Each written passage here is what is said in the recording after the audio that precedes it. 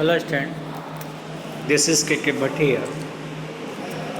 Today once again I am here with the second part of the chapter name The Sound of Music of class 9 English Behind.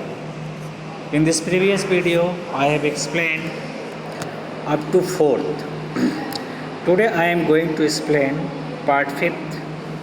See here the last passage, last paragraph of this picture.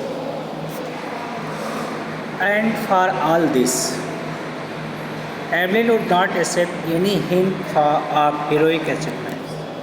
अब देखो यहाँ ये कह रहा है कि and for all this, यानी जो भी उसने कुछ किया, Evelyn did not accept any hint. Hint मतलब चिन्ह, जैसे होता है ना स्मृति चिन्ह. उसने कोई भी अपने हीरोइक अचीवमेंट्स का कोई भी उसके पास प्रतीक चिन्ह नहीं था, कोई उसने साइन एक्सेप्ट नहीं किया, कोई हिंट कोई प्रतीक उसने एक्सेप्ट नहीं किया. इफ़ यू वर्क हार्ड, उसका विश्वास था कि if you work hard and know where you are going. वो कह रहे हैं अगर आप कठिन परिश्रम करते हैं और आपको पता है कि आप कहाँ जा रहे हैं. If you are doing hard work and know that where you are going, you will get there. Undoubtedly you get success. Undoubtedly you get success. तो बिना किसी संदेह के आपको सफलता मिल जाएगी. And she got right to the top. That is why on this process, finally she got the top position in her life. Finally she got the top position in her life. If you work hard and know where you are going, you will get there, and she got right to the top. The world's most sought after multi-percussionist with a mastery of some 1,000 instruments. बहुत बड़ा achievements है. तो पूरी दुनिया उनकी तरफ देख रही थी.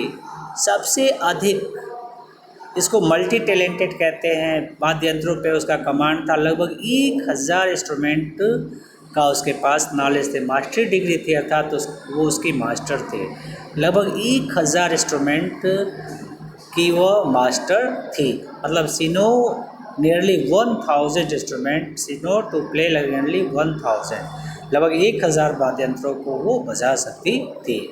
हैक्टिक इंटरनेशनल शेड्यूल्स, और because she was master in playing nearly 1,000 instruments. That is why she has a very busy schedule, not only in nation but also in international. She has a very busy international schedule. She has a very busy international schedule. I hope it is clear. Now see here the next paragraph. It is intriguing to watch Evelyn function so effortlessly without hearing. अब it is interviewing का मतलब होता है fascinated. ये बहुत ही आश्चर्य करता है जब लोग देखते हैं उसको, एवलिन को फंक्शन करते हुए पूरा प्रयास के साथ, विदाउट हियरिंग, बिना खुद सुने हुए सब लोग देखते हैं उसके इस हीरोइक परफॉर्मेंस को, उसके इस साहसिक परफॉर्मेंस को. तो सभी लोग हतप्रत हो जाते हैं, सभी लोग फैसिनेटेड हो जाते हैं, आश्चर्यचकित हो जाते हैं.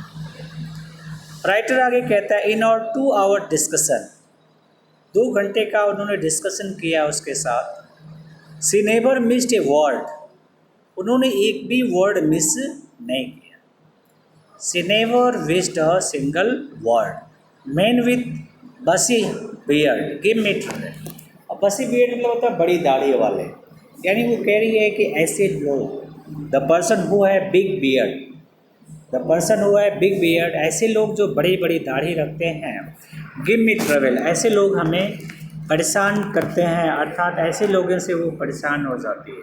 अर्थात ऐसे लोग जिनके पास बड़ी बड़ी दाढ़ियाँ होती हैं, ऐसे लोगों से वो थोड़ा परेशान हो जाती है, क्योंकि ऐसे लोगों की फेस को वो जज नहीं कर पाती है.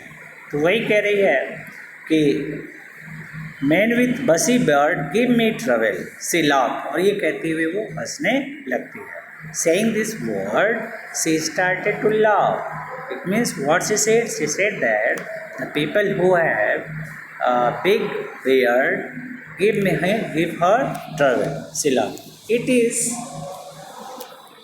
It is not just watching, it is not just washing the lips। वो कह रही है कि हमें सिर्फ लिप्स ही नहीं देखना होता है।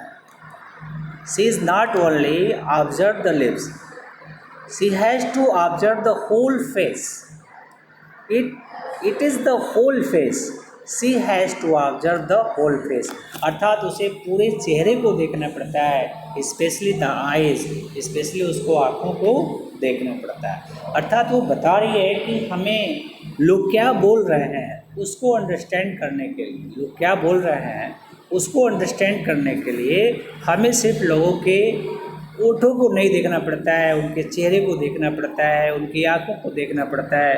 और इस तरह से सब कुछ देखने के बाद वो वर्ड को एनालिसिस करती है, वो वर्ड को समझ पाती है।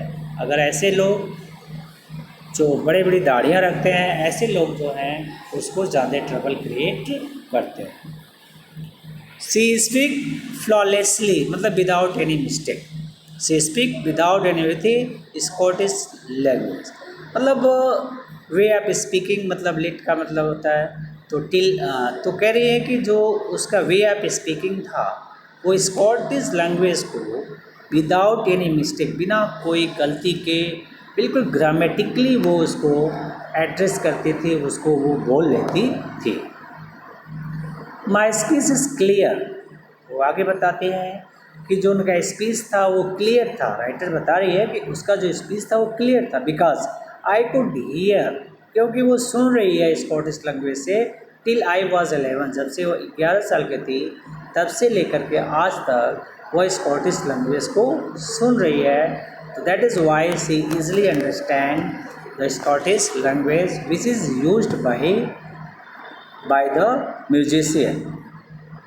Now see here the next, she sees but that doesn't explain, लेकिन ये व्याख्या नहीं मिलती है how she manage कैसे उसने मैनेज किया to learn French and master basic Japanese, यानी कि जो फ्रेंच लैंग्वेज है एंड जो जैपनीज लैंग्वेज है उसको वो कैसे लर्न की। That is a big question for her, that is a big question for her. Now see here the next,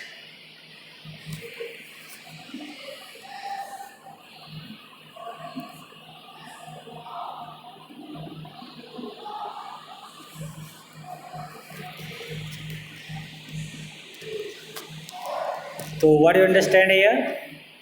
यार ये क्या हो गया।